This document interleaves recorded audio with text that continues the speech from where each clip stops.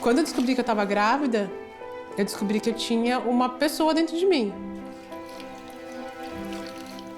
Ah, mas aí vem aqueles papos, né? Mas é afeto, né? Até determinado momento não tem consciência, não sei o quê.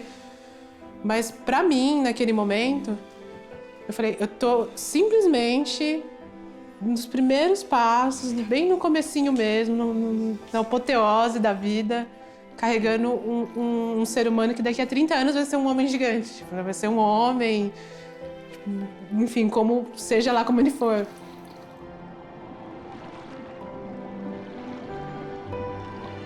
La naissance, c'est une transformation radicale, où on passe d'une atmosphère liquidienne à l'air.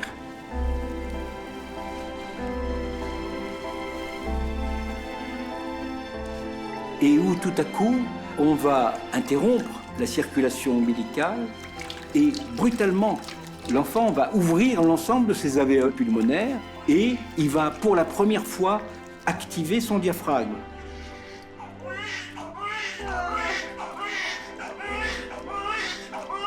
Il est séparé.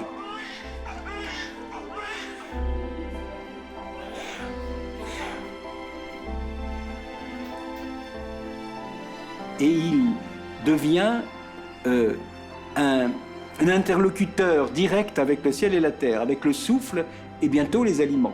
Il va falloir qu'il mange. Le moment de la naissance est un moment où vient la possibilité de l'identité.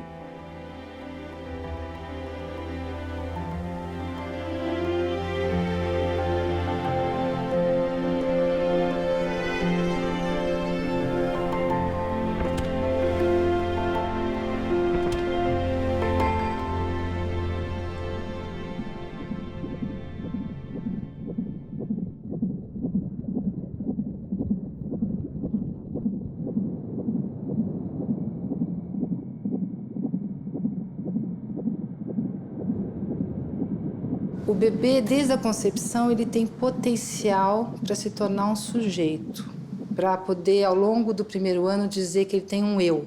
Isso, em útero, funciona como um potencial orgânico. O bebê tem memória, ele enxerga alguma coisinha, ele ouve, ele sente cheiros, ele sente gostos. Isso tudo são potenciais orgânicos para que ele venha a se tornar um sujeito a partir de uma relação muito específica que ele estabelece com as pessoas que cuidam dele. Que é uma relação que não está garantida por nada do orgânico. Precisa de algo mais, além de contemplar as necessidades orgânicas do bebê.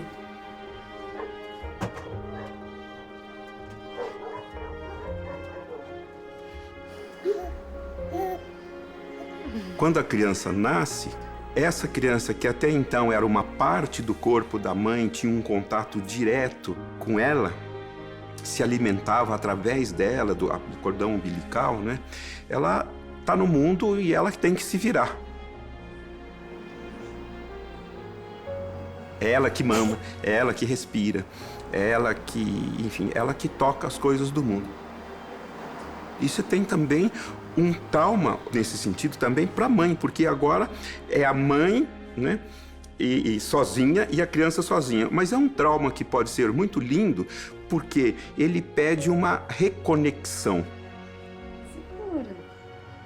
Segura. Vem cá, menina, vem cá.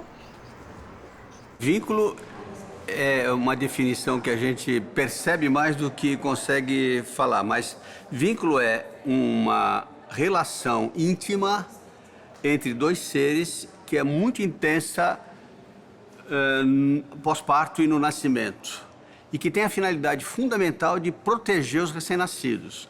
Porque esse vínculo faz com que a mãe se dedique intensamente a essa criança, ela às vezes até esquece do companheiro, do pai, da vida, ela fica muito ligada, ela tem uma sensação de que ela precisa acertar, que ela precisa cuidar. E esse vínculo, ele tem como resposta também outro sentimento que é o apego. Existe uma coisa que eu acho que, e isso com os meus dois filhos, que é construção de vínculo. Quando eu peguei os dois, tanto o Benjamin quanto a Estela, eu fiquei absolutamente encantada pela natureza, mas o amor que eu sinto por eles é uma construção diária. Eu aprendi a amar meus filhos desesperadamente, assim como eles aprenderam a me amar desesperadamente, porque eles descobriram que eu era a mãe deles pelo dia a dia. E significa acordar a noite inteira, significa dar banho, significa trocar fralda, significa passar a noite inteira cuidando da tosse que não vai embora. É manha se jogar no chão e você aprender a lidar com a manha. É você aprender o jeito que você chacoalha o bebê para dormir. Se chacoalhar assim não dorme, se chacoalhar assim vai. Isso é construção de amor. Vínculo se constrói.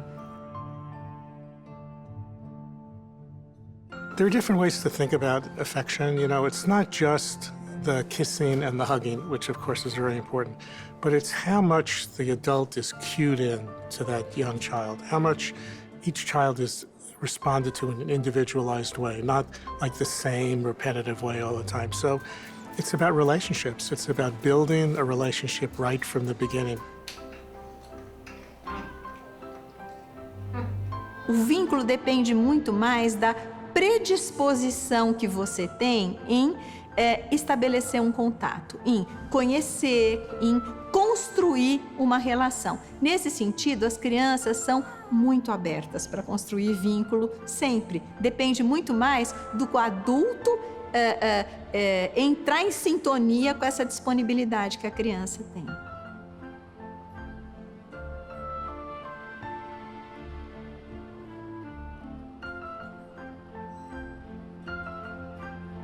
A amamentação é um contato, né, amoroso enorme.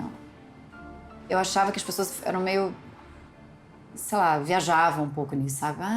Aquele momento de olhar pro peito, não acreditava muito nisso, achava que rolava uma fantasia. Mas hoje eu vejo que não, que realmente é muito especial amamentar.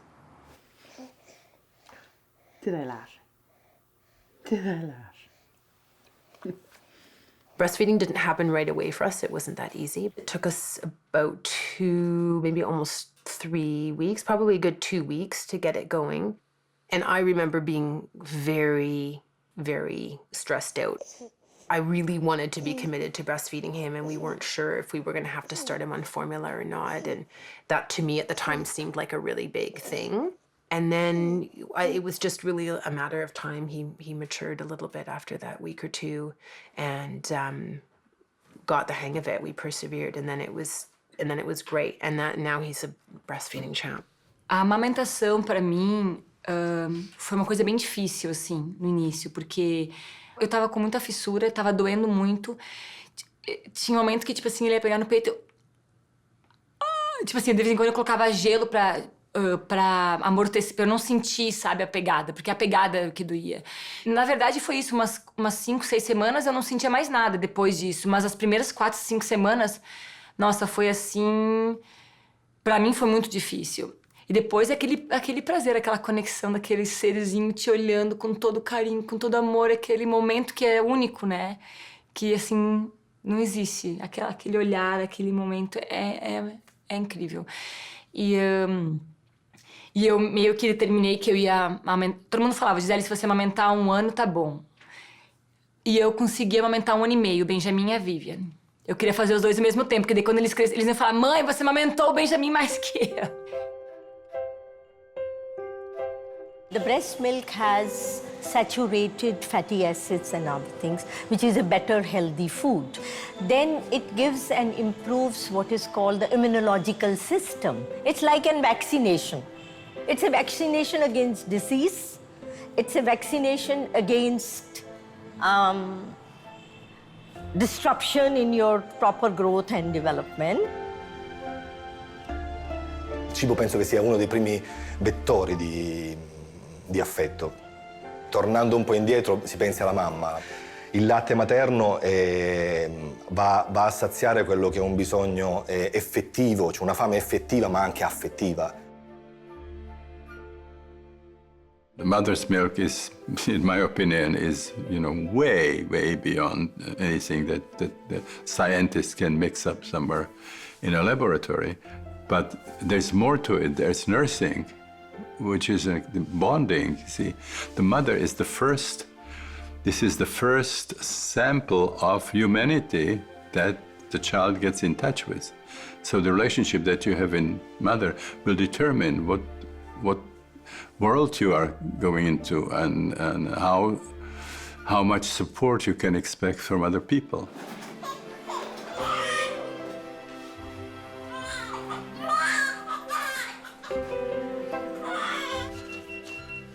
O bebê, quando ele nasce, ele tem uma experiência de excitação difusa.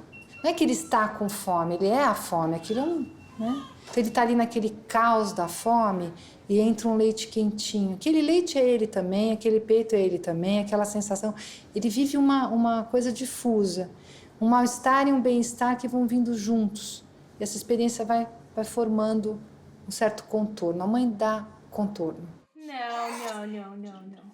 Não. Não, meu amor, é rápido, ó. É só pra limpar aqui, rapidinho. A função que vai dando para o bebê um certo eixo. Ah, na hora do desespero eu não vou desintegrar. Alguma coisa vem. E isso vai sendo de dentro para fora e não mais de fora para dentro. A criança internaliza, né? A gente fala, calma, calma, vai dar tudo certo. Fala com a gente mesmo. Quem falava calma, calma, vai dar tudo certo? Quem fazia a função parental. Pronto. As coisas mais simples são extremamente complexas para o cérebro do bebê. A situação de um banho, a situação da troca, a situação da mamada, a situação do sono. Todas essas experiências estão sendo integradas pelo cérebro do bebê. Ele está aprendendo quem ele é e ele está aprendendo o que está ao seu redor. Quem está ao seu redor? 1、2、3，起来喽！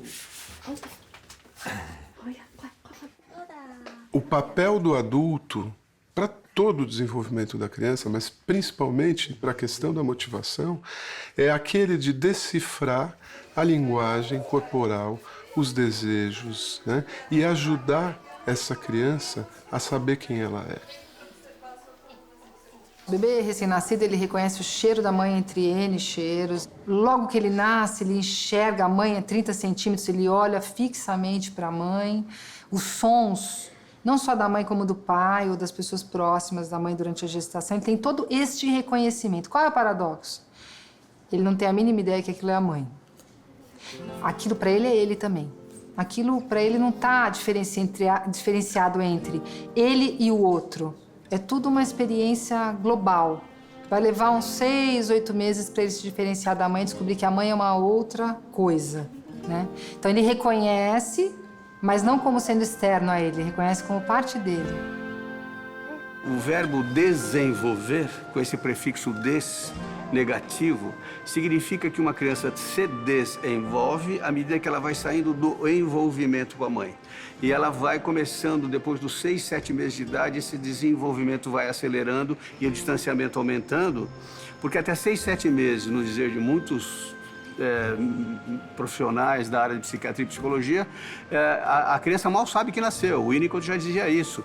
O bebê não existe sozinho. O bebê é ele e a sua mãe. Ele está junto dessa pessoa que cuidou dele. Tá gostoso aí? Eu acho que eu tive sorte, e foi uma escolha, claro, de estar muito perto. Então, assim, eu comecei a sacar, por exemplo, minúsculos quando eles começaram a colocar as mãos na boca. E eu, como dentista, que é uma das coisas que eu sou, comecei a ficar, ai, meu, dedo na boca. E fui conversar com o pediatra, que é um pediatra bem legal, que fala muito de comportamento. E aí ele falou, eles estão entendendo que essa mão é deles. É para isso que eles põem na boca, para reconhecer como deles. Porque essa mão que vai para a boca, que daí eles entendem que é parte do meu corpo, é a mão que vai começar a pegar as coisas.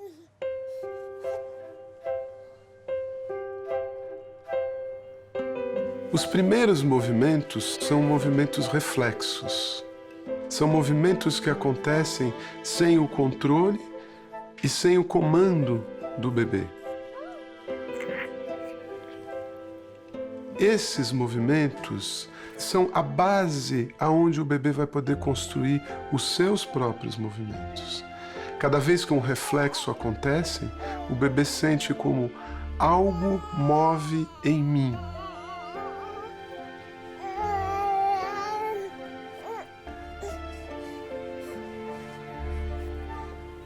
pouco a pouco, ele vai começar a controlar os movimentos e poder, de alguma maneira, dizer: eu me movo.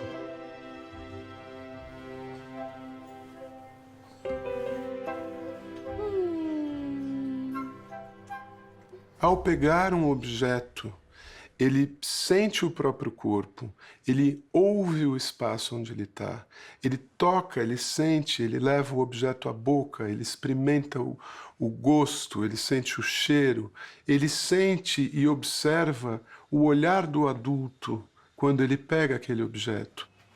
Se é um olhar de aprovação, se é um olhar de reprovação, se ele está seguro, se ele está inseguro. Tudo isso vai formando a noção de eu sou aquele que pega esse objeto nesse momento e nesse contexto emocional. Assim como os movimentos reflexos oferecem possibilidades para que o bebê possa construir os seus próprios movimentos, todos os sons produzidos pelo corpo do bebê são percebidos por ele e pouco a pouco serão conduzidos por ele. Whenever we were watching something on the TV and we're lying down and then she tells me that the baby is moving, so I go closer to the baby and I'm just calling out, and the baby was moving first, and when I called out, I just say "Chotu baby" or something, you know, and the baby stopped, and then suddenly I got a kick on my cheek. So I was like, okay, let's not disturb the baby. Somebody's responding. A entrada na linguagem não é o bebê falar: mamãe, eu quero água. Não é isso. A entrada na linguagem começa no zero.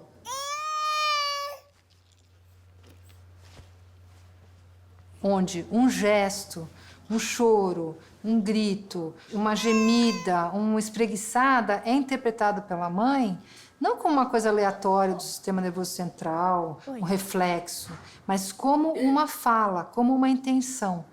É lógico que nesse começo, basicamente são reflexos.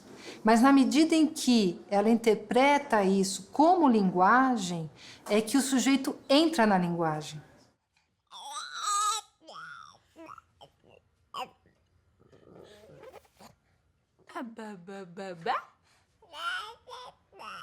Interpretar os gestos da criança como uma forma de linguagem, não só a fala, é a condição para que esses gestos se tornem linguagem reconhecível e que o sujeito se torne humano, né? Não vire pura competência de um mamífero. Não, é um ser humano, um ser da linguagem. Eu quero. Mãe. Aconteceu tudo isso.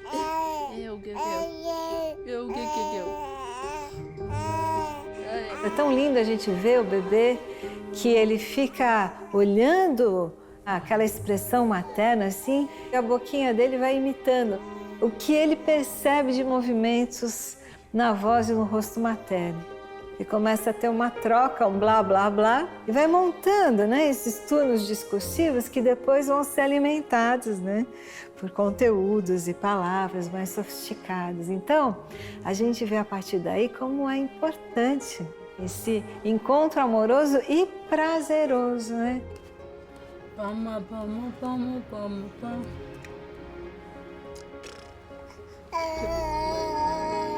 O processo de desenvolvimento de linguagem, que é tão importante para todas as outras habilidades que a criança irá desenvolver ao longo da vida, requer essa troca entre pai e filho.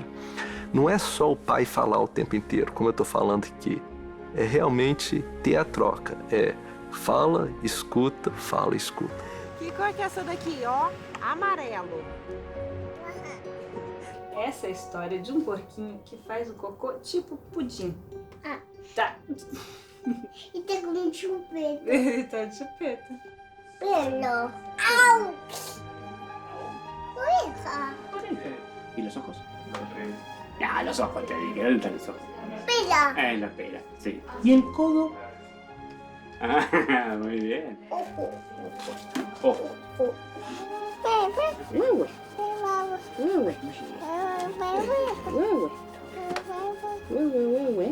Macarrão, papai. Deixa eu ver. Que gostoso. É molho do que você fez? Eu fiz de manga. Toma o molho de manga. Deixa eu ver. Tá muito bom, hein? Parabéns. Tá bom? Tá de cebola. Ixi, Maria. A maneira como a gente fala com outro adulto é muito branda. E um bebê precisa de adultos muito passionais, né? Apaixonados, então que cantam, que dão gargalhada, né? Que falam, oh, que bebê mais gostoso esse daqui, como uma reação à existência dele, né? Aonde ele vai relacionar a sua existência com aquele efeito que ele vê no adulto.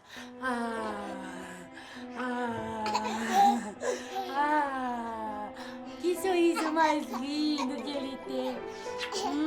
Que sorriso mais lindo. E ele vai sendo contagiado por isso também, de tal maneira que, né, quando o bebê vê a mãe se encantando com ele, ele começa a se encantar com ela e entra num jogo mimético. É um contágio, né? Um contágio fundamental para a inscrição da lógica humana, né, do desejo naquele bebê. É o convite da sereia para tirá-lo daquele apaziguamento total que ele ficou, aquele alheamento total, nem sempre tão pacífico, mas para o mundo das relações, porque essa passagem nem sempre é tão fácil e natural.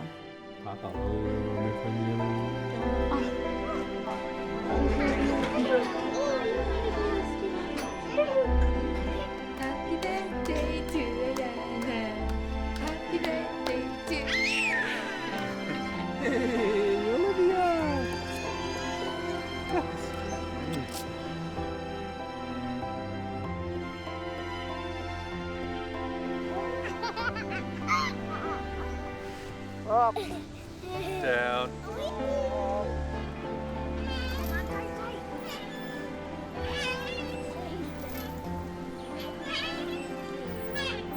A importância do desejo no sujeito humano é o que define o humano, a possibilidade de desejar. E isso nos define enquanto espécie e enquanto sujeitos na nossa singularidade.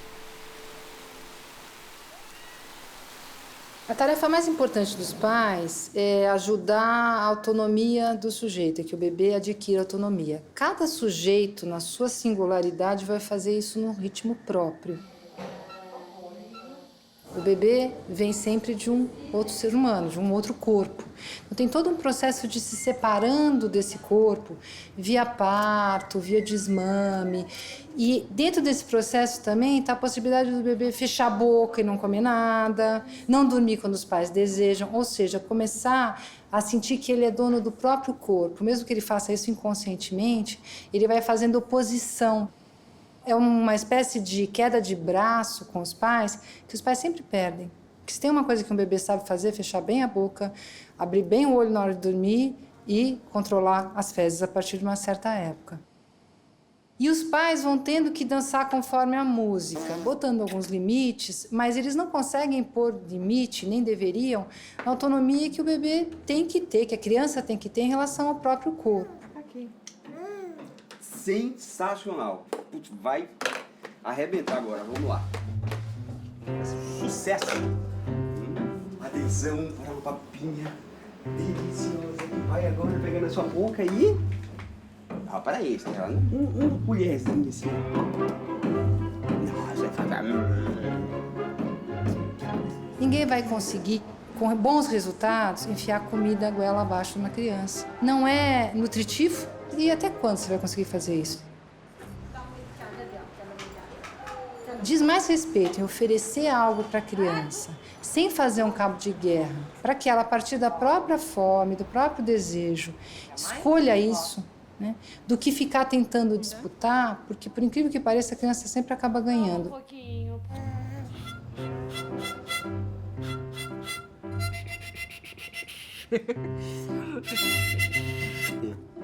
comer, olha que delícia.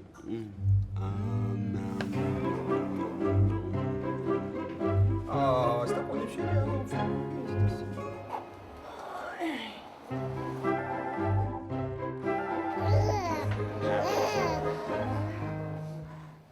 Algumas regras não podem ser negociáveis, né? Regras que ponham a criança em risco ou os outros em risco, mas algumas coisas realmente o bebê consegue decidir, né? Então não adianta, quanto mais você brigar, mais ele vai mostrar onde ele tem poder, e ele tem poder no corpo dele. Então traz o pato aqui junto. A fase mais desafiadora para mim é a fase que o Gil tá agora, com 2 anos e 4 meses. Todo mundo fala que é muito cansativo, um bebê no primeiro ano, e de fato eu lembro disso, é muito recente, mas eu acho que eu lidei com muito mais leveza com isso do que eu lido com esses 2 anos, quando vem essa fase em que eles ficam muito fortes e questionadores e chegam, né, às vezes tem uma coisa física, né, uma fisicalidade de tapa, de mordida, de... Ele fala às vezes para mim, eu não gosto de você, quando ele é contrariado, e eu falo para ele, eu amo você mesmo assim, tudo bem. E aí ele fica desconcertado e aí ele vem e me beija, por exemplo. É óbvio que eu sei que ele gosta de mim, ele está só tentando me desestabilizar, e faz parte do desenvolvimento de qualquer criança testar o quanto os limites são ou não são flexíveis. E para o que pode ser flexível, ele vai ser. Eu vou sempre procurar ser flexível. Mas para o que não pode, não vai ser. Sem pendurar no portão, viu? Eu vou. Você sabe que não pode subir nesse portão. Pode. Por que não pode subir no portão? Porque não pode. Por quê? Porque não pode. Part of what might be happening in the terrible twos that everyone knows about, where children are doing things that you don't want them to do, is that that's really a kind of experiment to try and figure out what happens when I want something and you want something else. And if you watch children, you know, the thing that's terrible about the terrible twos isn't that the children are doing things that you don't want them to do. It's that they're doing things because you don't want them to do it. So they'll sort of be sitting there and looking at the pot and, you know, slowly moving their hand toward it, watching you. Pinta na folha, filha, na mesa não. Zizi, pinta na folha, por favor. Eu vou tirar a caneta de você. Ai, ai, ai. That may drive you a little less crazy if you think of it as the children are doing this experiment to try and figure out how your mind works. So if you think of them as being like little psychologists trying to figure out other people's psychology, we're the lab rats. So we're the ones that they're actually doing the experiments on. É muito importante que a gente tenha algumas noções do que se espera dentro de uma faixa etária, mas com um espectro largo, assim, de variabilidade. Senão a gente vai botar a criança dentro de um certo gabarito. Mas a gente imagina que ao longo do primeiro ano a criança tenha reconhecido minimamente a sua própria existência separada do outro e que esse reconhecimento vá se fortalecendo ao longo do segundo ano. Quando a gente chama a crise, né, a crise da birra, por exemplo, que é um momento em que a criança vai dizer para cada afirmação dos pais um não, que significa dizer eu não sou você. Desenha um coração aí pro papai ver. Não. Vamos lá? Não? Não quero. Não quer mais? Vamos cantar uma música. Só um pouquinho, tá? Sim. Sim. Essa é uma coisa que tá acontecendo, tá extremamente em voga nesse momento. A Laurinha tá fazendo 2 anos daqui a 1 semana e ela tá na fase do querer.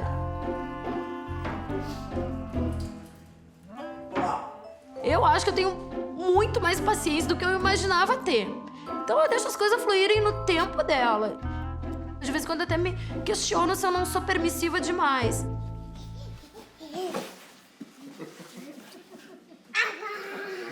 Ela tá nos testando, assim, sabe? A gente está sentindo isso. A gente diz não, ela diz sim, a gente diz vai te machucar e não adianta, ela se machuca para depois entender que não podia. Tá ela querendo se impor e a gente querendo mostrar para ela qual é o melhor caminho. Então, Não existe ainda uma definição do que aconteceu ou o que vai acontecer. Eu acho que isso vai ser uma coisa evolutiva e só vai terminar quando tiver 30 anos de idade. Alguém disse uma frase, filha que nem videogame, a próxima fase sempre é mais difícil, né?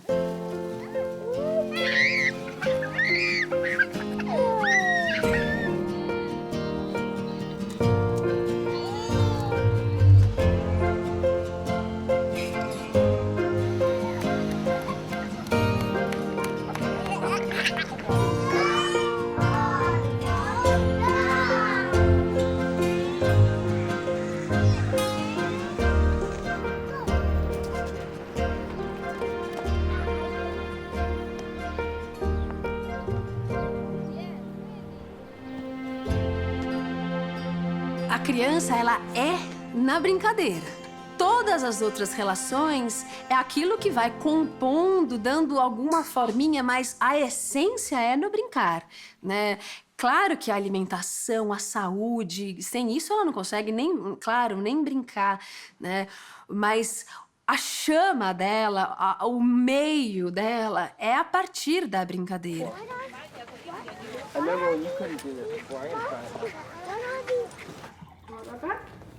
Nos 2 primeiros anos de vida, a criança tem basicamente 2 formas de brincar. E essas 2 formas são diferentes e muito importantes.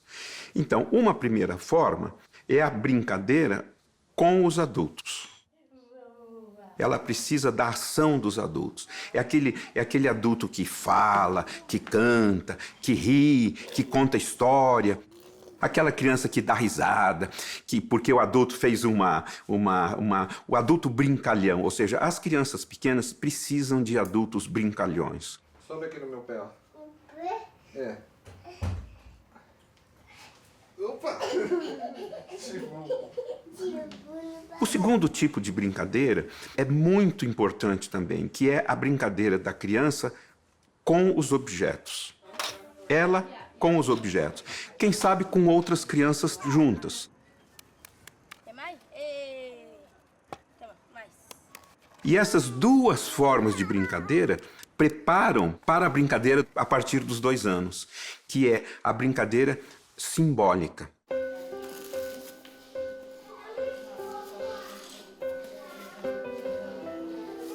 Anytime you walk into a room full of 2- and 3-year-olds and you'll see they're off in this world of Ninja Turtles and tea parties and this strange ponies and this strange pretend world.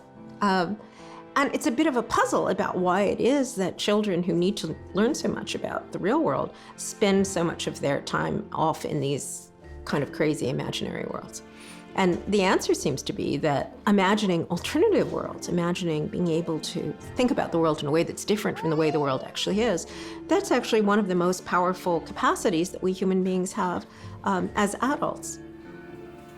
So if you think about it, everything in this room was imaginary from the perspective of someone who was back in the veldt as a hunter-gatherer at the beginnings of human evolution. The computers and the woven fabrics and the carpenter chairs, all of those things were just something that started out as a possibility, something that somebody imagined. So when children are pretending, in a way what they're doing is they're practicing this very powerful human ability to think about the world in ways that are different from the way the world actually is. O ser humano é ávido por conhecimento, o ser humano é ávido por aprendizagem. O problema é que hoje a gente vive uma expectativa por coisas muito estruturadas e formalizadas. When we are happy, what face do we make?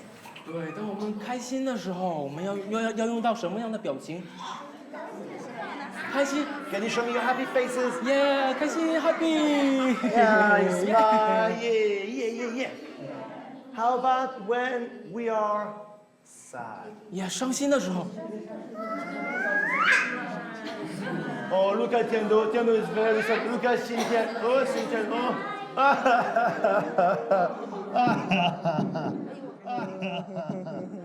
Perde o reconhecimento de que a criança aprende com coisas espontâneas. Tem um estudo que mostra que quando a criança está brincando e o adulto se mete na brincadeira, ela consegue se fixar muito menos na brincadeira, a brincadeira dela fica muito mais interrompida e ela se aborrece muito mais. Porque geralmente quando o adulto entra na brincadeira para estimular a criança, ele entra com o olhar das regras do adulto. Então, se a criança está brincando numa casinha, ela quer sair pela janela, o adulto vai falar, ah, não, a gente sai pela porta. Bom, acabou. Porque brincar é sair pela janela, subir pelo telhado, né? Então, o brincar é subverter, o brincar é inventar, não é a norma, não é a regra, né? O brincar é a liberdade.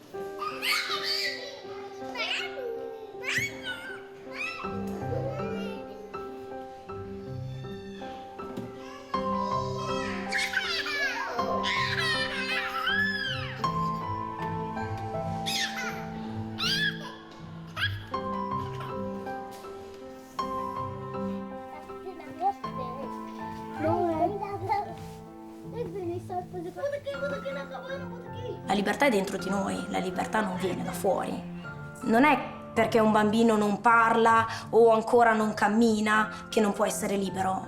No, la libertà viene ascoltata fin dai primi mesi di vita, fin dai primi giorni. La libertà è giusto che sia consentita perché credo che sia la prima che attivi l'apprendimento, attivi la curiosità.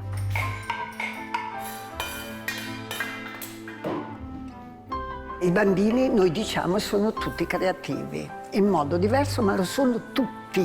Se io giro per il mondo, nel mondo degli adulti, non sempre trovo questa creatività. Allora ci dobbiamo chiedere perché, come mai questa creatività non la incontriamo sempre. Forse perché la creatività è anche pericolosa, è disobbediente, si pone molte domande, fa delle riflessioni critiche, perciò è chiaro che deve lasciare dei pensieri di libertà.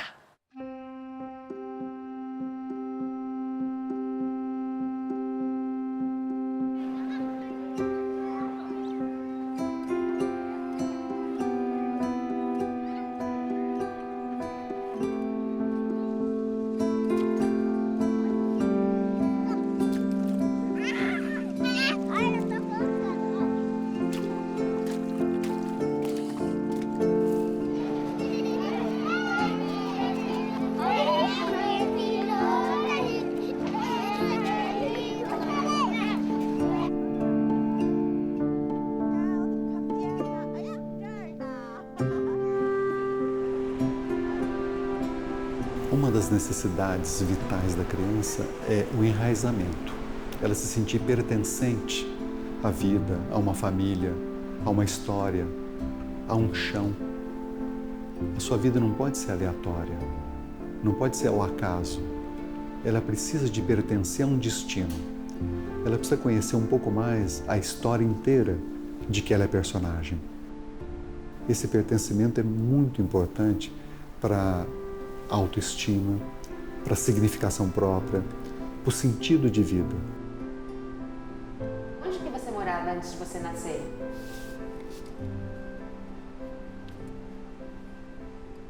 Quando ela comia algum vegetal, eu comia lá dentro. Tinha uma correntinha que puxava comida até a minha boquinha. Eu tive que esperar muitos tempos. Tive que esperar, eu ia chutando pra tentar abrir. Tava com medo de sair? Não. Você queria sair? E assim que você saiu da barriga da sua mãe, o que foi a primeira coisa que você sentiu? Eu senti que eu tava onde eu queria estar.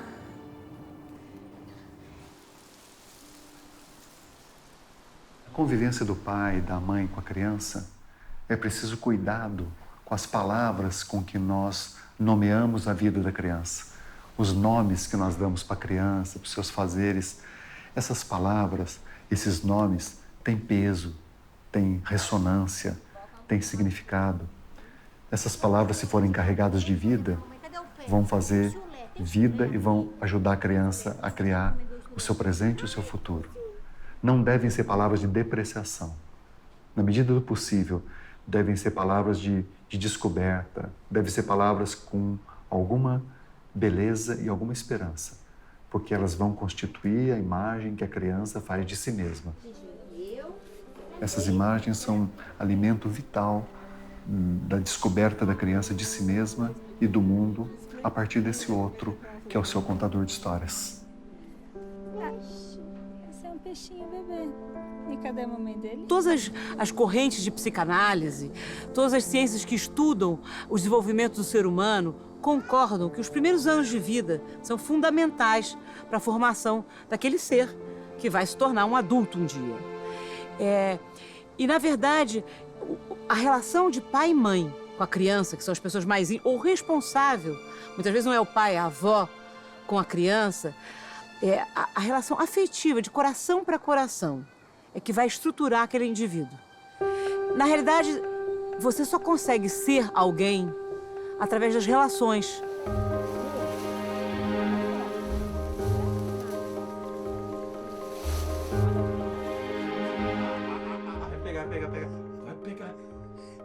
Pego! Relação com pai e mãe, relação com os professores, com os irmãos, a relação com o outro.